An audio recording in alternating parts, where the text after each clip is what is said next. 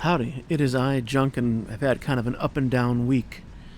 On the plus side, I got my student loans forgiven, so that's nice. Uh, from public service work, so yay for me on that. On the downside, I got diagnosed with trigeminal neuralgia, which, to keep this advertiser friendly, is sometimes called the self-deletion disease because sometimes people do that to escape the pain of it. So it's been a good news, bad news situation. I'd gladly take the debt back if I didn't have the pain. So if you can spare a thought, a kindly thought or an optimistic thought for your man Junk, I would appreciate that, because I could certainly use a little uplifting. But I had an interesting game. I wanted to get that out with some commentary, but let's also talk a little bit about No Spend March, and let's talk about one of the interesting tactics that Pixonic seems to be doing, which is releasing stuff they know I would buy all of that if it wasn't No Spend March. One thing in particular I did want to take a look at, though, is there was a Reddit post 3 days ago. Let's go take a look at that. One thing that Pixonic has been doing, presumably to entice you to open your wallet if you haven't, is adding a bunch of different interesting weapons into the black market crates. And they added one that was interesting enough that it enticed me to not wait for an event. Not, instead of spending all my keys on the black market event, to just spend them to get some of these. It's the Teremok Snaer here. Now, if you look at this down here, you might recognize it looks a lot like the Teremok Hell, because it's what it is. It was the limited edition counterpart to the Teremok Hell.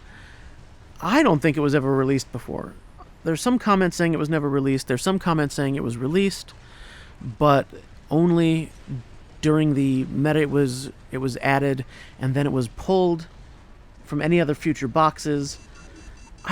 Here's the thing. If it was out for any period of time, I would have seen it on the battlefield at some point. I would at least recognize it. And I have never seen this before. Some people say, I should say some people have screenshots of it was in a skirmish. What makes this interesting, other than the bizarre garish styling, it's got that enameled kind of finish like that the Hell has, is what's highlighted here, the reload time. And people have actually tested. It appears to actually that isn't a text bug. That appears right now to actually, apparently when they went back and adjusted the reload time of the snare, they didn't adjust it on the unreleased Teremok Snaer. So presumably they're going to fix that at some point, but right now it's not. So if you have the keys and you feel like spinning them on the 1,000 key box to try to get a couple, that's an option. Otherwise, hey, wait till April, because the box isn't going anywhere too soon. And stand strong. There's a bunch of stuff that I would have loved to have snagged from the cash shop right now. I think I saw the composite Hades. I don't know the last time I saw that out there. For a long time, you couldn't get the Imperial Hades, and then for the last 3 months, it's like Imperial Hades is there every other day. I don't think I've ever seen the composite Hades in the cash shop before. But yeah, so just wanted to highlight, stand strong. It's not that big of a deal. The more desperate they get, the more stuff they'll put out. So if you continue to be good adherents to the No Spend March philosophy, you shall all be rewarded imminently. But yeah, let's get into this gameplay.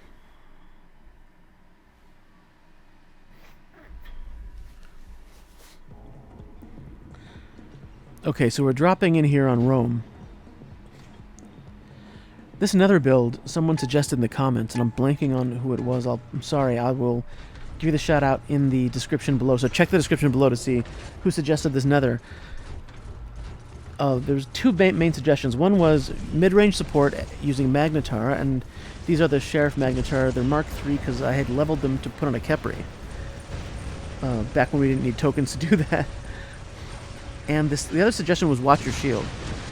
And I actually don't know how to watch the shield. It's like, I understand the general concept that it turns redder as it takes damage, and that means your shield is not really doing its thing anymore. But if there's something like an indicator somewhere on the left here that I'm supposed to be watching, I don't know what it is. So if you know how to watch the shield on this, please leave a comment below so I can be less incompetent with the nether. But the Magnetar did feel like they were hitting really hard. I've got 2 nuke amps on this and 1 anti-control. At the same time, I get melted by this Seraph, and I've tried this exact Seraph build, and I have not been able to melt bots like that. But, you know me, I put 2 repair amps and an anti-control on it. So, maybe he's got nuke amps and that's why he melted me so fast. This angler build is my favorite angler build right now. This is the Redeemer Spear. The Redeemer is 350 yards, obviously, but the Spear, the 500 yards you get on it. One of the recurring problems I'm finding in this meta is just the gravity amps are everywhere. The gravity amps are just absolutely everywhere. So having that extra range when you're stuck can actually make you more useful and more survivable. So I'm feeling pretty dark right now, seeing we're getting 4 capped already. Also, I don't know if you saw that, like, there's a guy with a face as his name. That's Tony. Howdy, Tony, if you're watching this. And I know that's bad news because Tony just runs 5 anglers right now. This drove me nuts. I'm trying to teleport, and I turn to block the behemoth's fire. I turn then back to teleport, but the targeting system picks up the angler.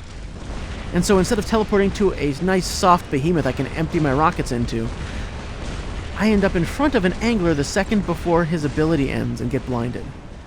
So thanks, Pixonic. Thanks for your fantastic targeting system. Thank you so much. I will say, though, the Revenant did do its job, and it is still a very tough bot. This is Trixie Hope, and even without the Nebula being triggered by the repair, it's still a pretty tough bot. I put the incinerators on it really for 2 reasons. One is I wanted to run something different than what I've been running, and I wanted something that gave me that extra range like I had in the Angler. I only put the Revenant in because of the shielded bot task, so I could get that 3rd spear. Because if you're not going to buy if it's no spend March and you're not going to buy the crates, you need to run a lot of shielded bots. I would suggest to you, you got a day left. If you're not running 5 shielded bots, like if you're not within 10,000, I don't think you're going to get it in the time limit. If you are, put 5 shielded bots in your lineup and just play like crazy. Yeah, I'm in pretty much full despair mode right now. I'm just salty about everything when I'm entering the game, and I'm thinking, well, I don't know what I can do that's useful. Let me just try to like support my teammate in center. So the Fafnir here, that was support. The Seraph, I think I just stole that kill. Didn't mean to, because I didn't know how low the Seraph was when I turned my Dazzlers on him, but sorry about that. Realistically, the dudes in Rubicon probably could have done that without my help, but now this is where I'm trying to, like, this Demeter is really frustrating me, so I'm trying to get close enough to shoot at him, but I'm assuming there's somebody on A who's going to shoot at me. And so I look, and there's nobody on A. Alright, so I make a run for the border. I know the minute I cross Tony and I get closer, I'm not coming back. My goal here is I'm trying to get on the beacon and live long enough so that I can flip it, and then I can take my second angler out and just mess people up for a while and force them to get it back slowly. But I don't flip the beacon. I get like a third of the way. They burn me faster than I thought because I didn't realize, and I see now, I didn't even notice the Mirror till just now. I didn't see the Ao Ming over there, but it's like the world's weirdest Ao Ming with 2 Bulova and 2 Lantern. Very weird.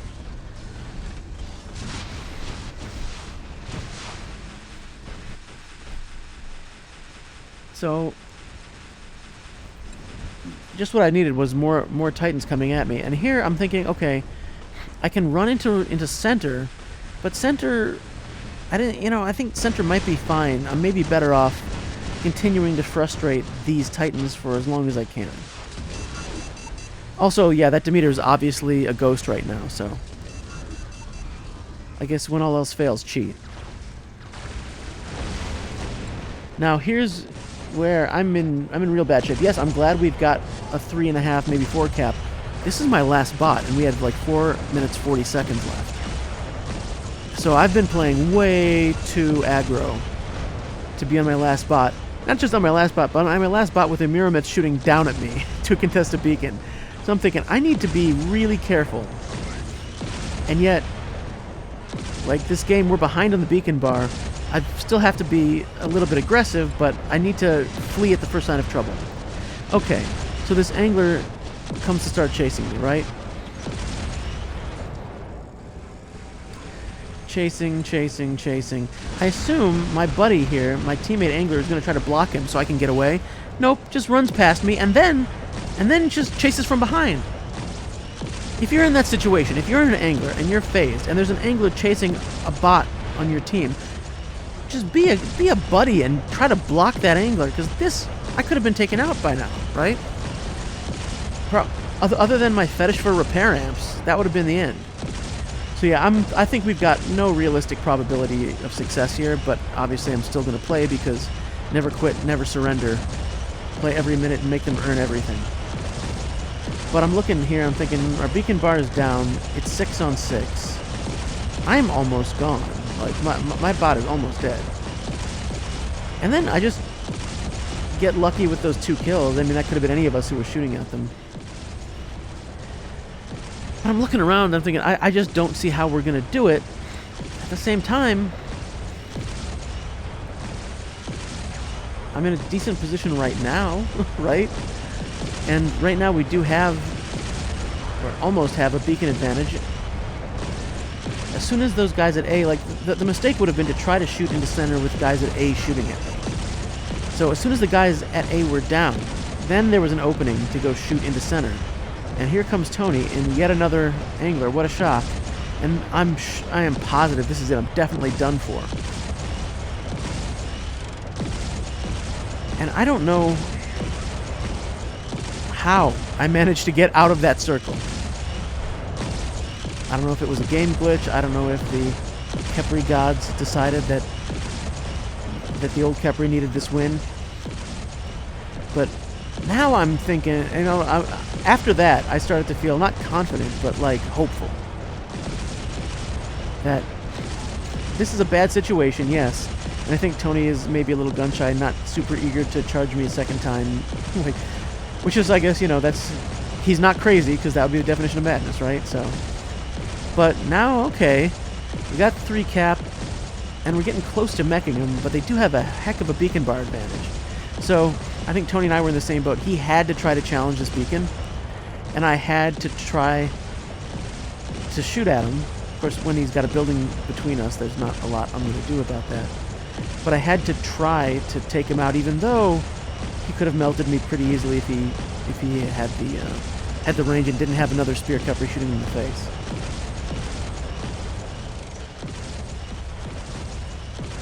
And yeah, I don't really want to go here because I feel like someone's going to drop on me, but I don't have a choice because I mean, I'm looking at the beacon bar.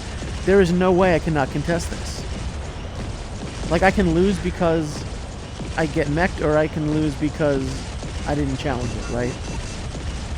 I'd rather try. This was the moment I believed it was possible. We might pull this thing out. It was the last 50 seconds. We get that 5 cap. I'm thinking, okay, this is it. This is all we have to do is stop this guy from capping. And of course, turns out last stand, great investment because he actually caps. But it was still enough. I think my catchphrase might be closest game ever because I keep saying that, but that might also be the closest game ever. And you know, I'll take second place. I think I did pretty well there. I didn't do 9 million, admittedly. And I just take a look at the hangers on the left, because 12.1 million and 10.6 million, that's a lot of damage. But yeah, this was a tough one. I did not expect to win. I spent most of the game lamenting my fate that I would lose another game. And here's Tony's. I guess you could say he has a type hanger. And then I take a look at my teammate here who got the 9 million. So, thank you if you've made it this far. I appreciate that. If you're a dog or cat left at home alone, I'm sure you're a good puppy or kitty and your parents will give you a treat really soon. And I will talk to you later.